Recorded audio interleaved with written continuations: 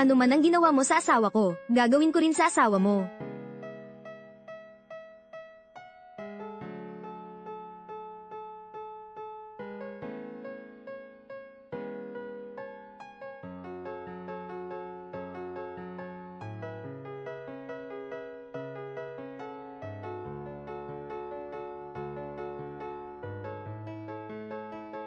Kakaiba.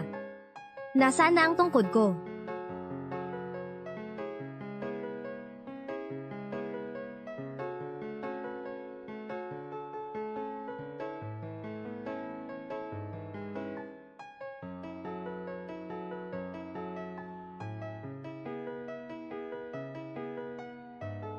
Anjing.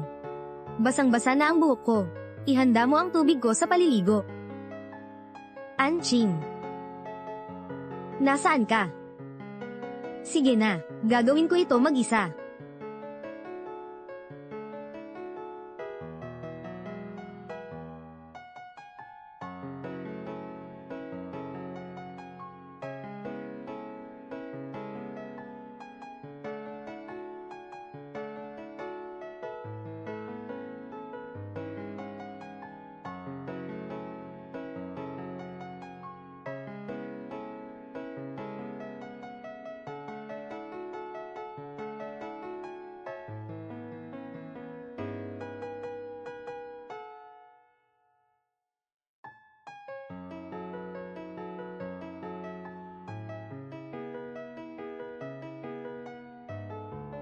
Sino yan?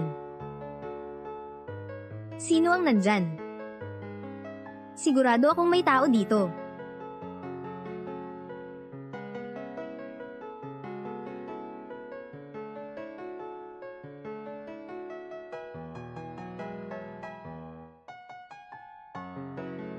Marahil masyado akong mapaghinala. Walang tao talaga.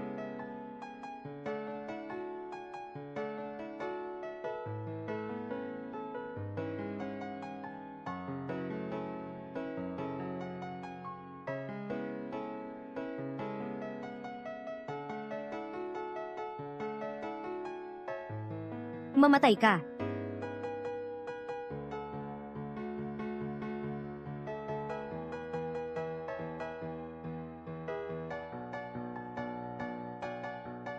Anjing, Anjing.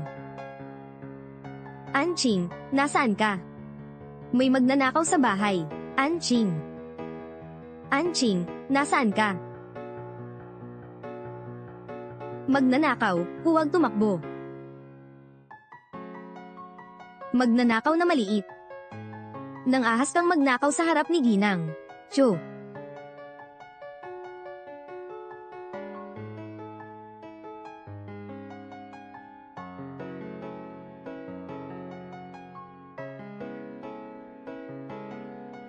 Huwag kang tumakbo.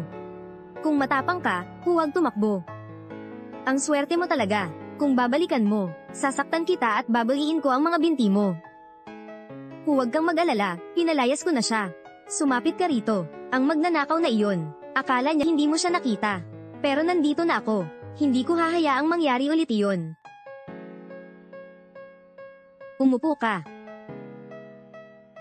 May magnanakaw nga ba talaga? Ano ang ibig mong sabihin? Dito sa bahay na ito, sino ang iba? May ibang darating pa ba? Ang magnanakaw na yan. Hindi ang iba. Ikaw mismo yan.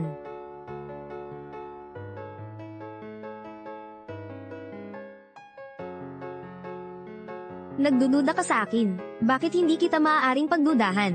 Sinabi mo may magnanakaw na pumasok sa bahay. Nasaan ang magnanakaw? Hulihin mo siya para sa akin. Hindi ka mabuting tao. Wala kang mabuting intensyon sa pagpasok sa bahay ko. Mga masasama kayong lahat. Antayin ko ang papag-uwi ng asawa ko. Pagtuturuan ka niya ng leksyon. Mga masasama kayong lahat.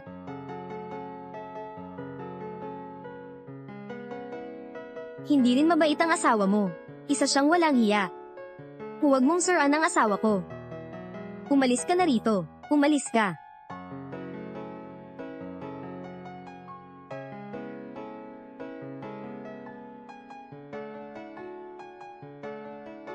Ang asawa ko ay hindi masamang tao. Ang asawa ko ang pinakamabait na asawa sa mundo.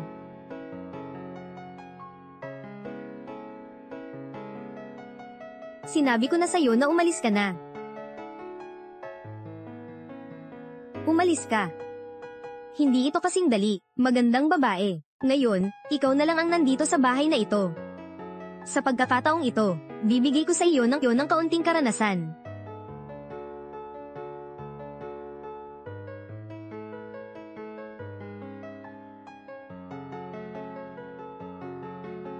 Chu Junpeng. Nang ahas kang makiapid sa asawa ko. Ito ang kapalaran mo.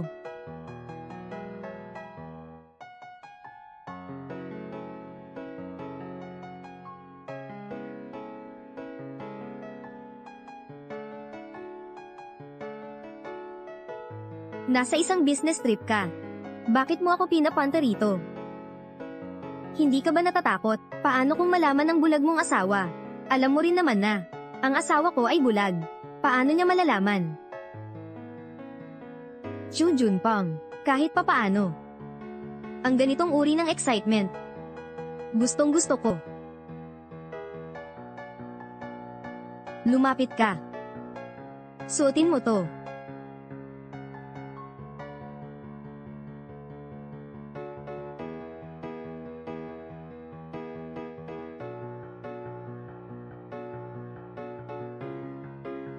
Panginoon.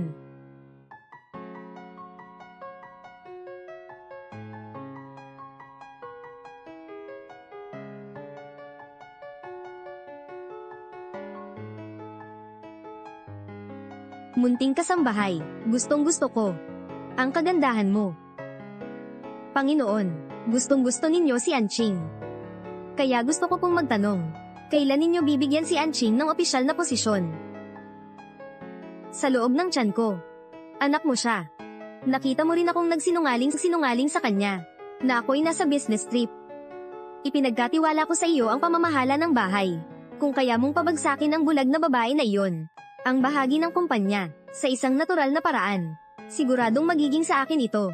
Pagdating ng oras, ang kumpanya ay magiging akin. At ikaw ang magiging tunay na babae ng bahay na ito. Nako, huwag ka nang magsalita pa. Maayos naman ang lahat dati. Kamakailan lang ay may bagong tauhan siyang kinuha. Mukhang may natuklasan. Ang mga maliliit na bagay na hindi mo kayang ayusin. Paano ka magiging may-ari ng bahay? O kaya, ikaw ang magiging kasambahay ko. Habang buhay, laluluhod ka sa aking paanan. At maglilingkod sa akin ng maayos. Mabuti rin naman iyon, hindi ba? Managinip ka na lang. Sino po?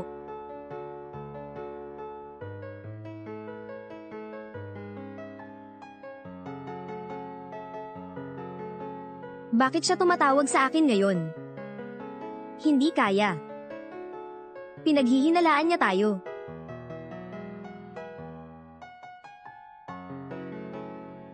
Asawa ko, tulungan mo ako. Anong nangyari? Ngayon, ako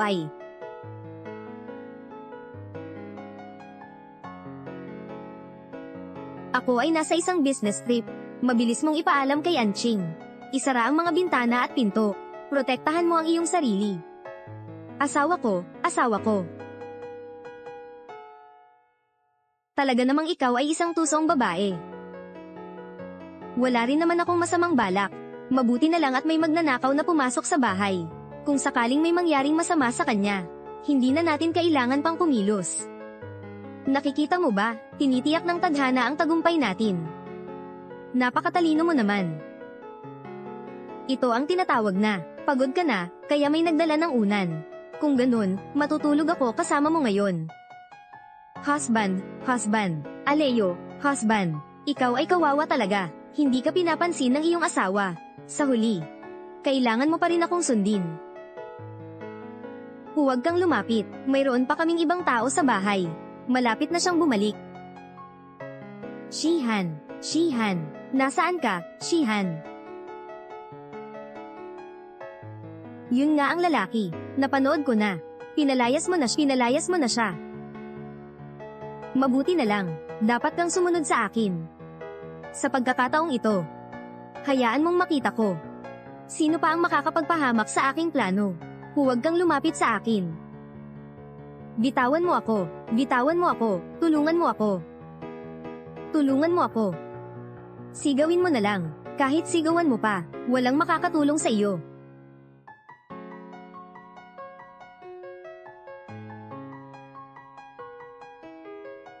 Masamang babae, noong nakaraan, sinwerte ka lang. Ngayon, hindi ka nasuswertehin ng ganoon ulit. Hayaan mo ako, huwag kang lumapit sa akin. Huwag lumapit sa akin. Mag-shut up kagad. Ngayon ay makipaglaro ako sa iyo. Iligtas mo ako. Hayaan mo ako.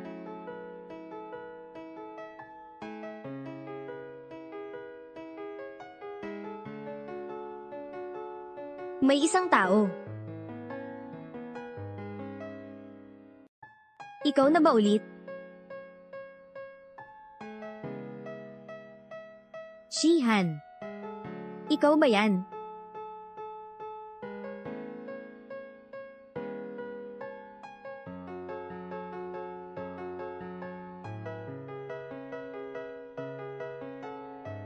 Sino ka ba? Anong gusto mong gawin? Huwag mo akong saktan. Ako ito. Sa wakas, nandito ka na. Pinalayas ko na siya.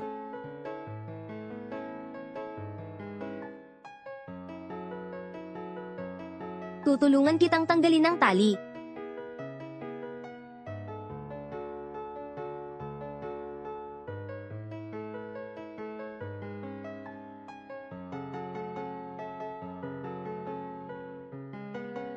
Saan ka pupunta? Saan ka pupunta? Nasugatan ang kamay mo. Kukunin ko ang gamot para sa'yo. Huwag kang umalis. Huwag kang umalis. Maging kalmado ka. Hindi ako aalis.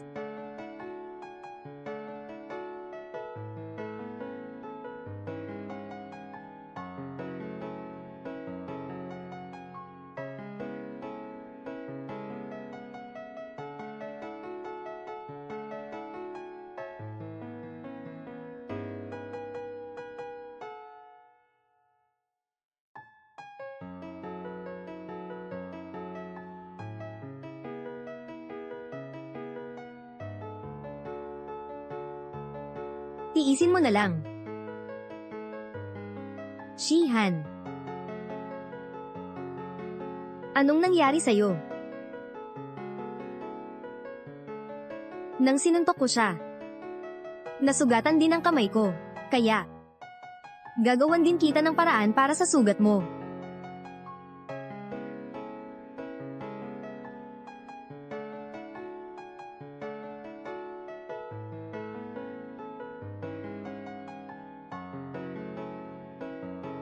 Shihan. Pasensya na, bakit ka biglang humihingi ng tawad sa akin? Sinabi mo sa akin na may magnanakaw sa bahay. Nung una hindi kita pinaniwalaan, pero noon malinaw na tinulungan mo ako. Paano mo ako sasaktan? Malinaw na mabuting tao ka. Hindi ko dapat pinagdududahan ka. Dapat hindi ako naging makasarili. Hindi ko dapat pinalayas ka.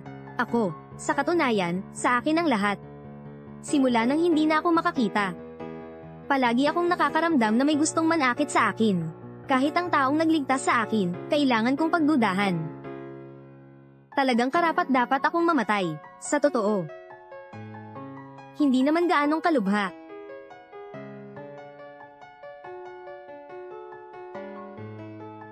Ang iyong mga mata.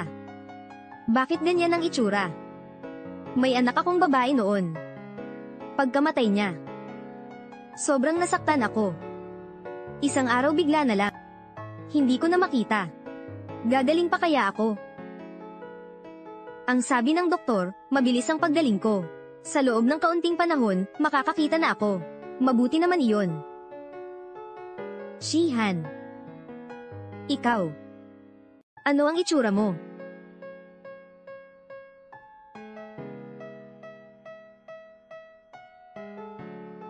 Nakikita kita ganyan. Ngunit iniisip ko, kapag nanambalik ang paningin mo, baka hindi na naman nais mong malaman kung paano ako nakikita. Paano'y posibleng ganoon? Ikaw ay mabuting tao talaga. Sa susunod, sasabihin ko kay Anqing. Magluluto siya ng maraming masarap na ulam para sa iyo. Anqing. Tama yan, dahil sa tulong ni Anqing, sa lahat ng gawain sa bahay, siya ang nangangasiwa nito lahat. Maaingat siya.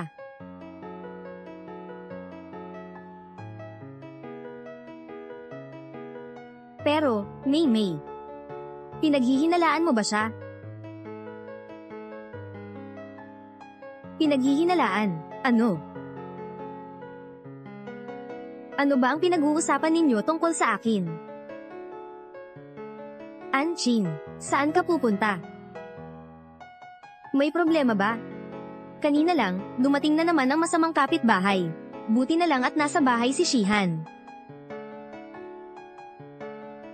Kaya napakadisgrasyado. Anong sinasabi mo? Hindi ko maintindihan.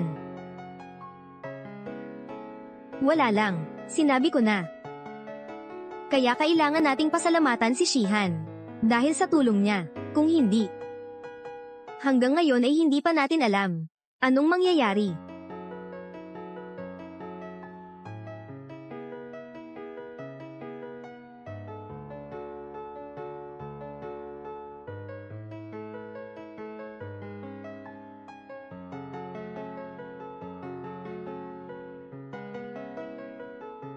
Kanina, natakot ka.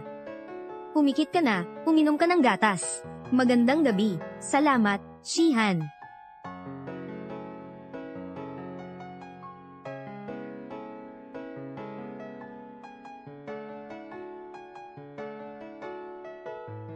Ginang. Dadalhin kita para magpahinga.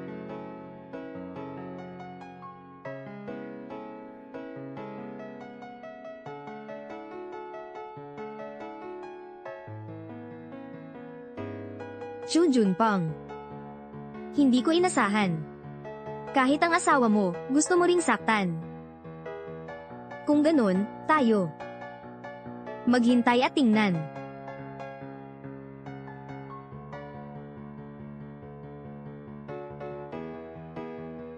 Sabihin mo, pumunta ka sa bahay ng mga Chu. Anong gusto mo bang gawin? Isang pamilya. Walang lalaki ang bahay. May isang babae lamang na hindi makakita. Hindi lang iyon. May isa pang inosenteng yaya. Narito ka nagtanong sa akin. Anong gusto kong gawin? Mukhang iniisip mo ito. Dapat sanang sinabi mo ito ng mas maaga. Talagang komportable si Maymay. Hindi siya nakakita. Ngunit may isang magandang katulong sa tabi. Hindi ba siya natatakot na? Isang araw ay papalitan mo siya. Sinaserbisyuhan ko siya. Laging maalalahanin. Saan kaya siya nakakita ng tulad ko? Kaya ikaw ay naglilingkod kay Chu Junpeng. Ganon din baka maalalahanin ang pag-aalaga mo sa kanya.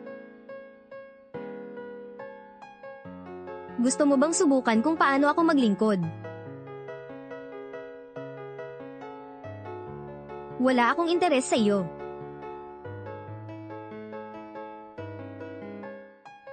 Iba ang sinasabi, iba ang iniisip. Pare-pareho lang naman ang mga lalaki. Subukan mo kahit isang beses. Para malaman mo kung interesado ka o hindi. Binalaan kita.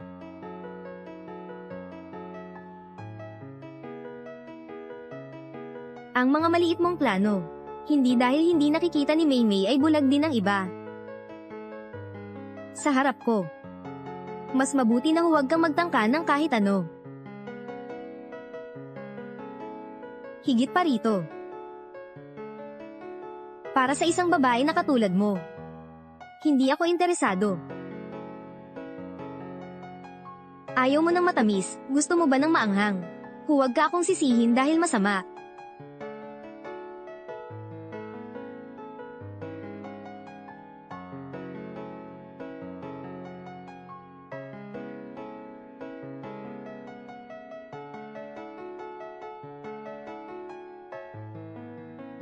Mayo, Mayo.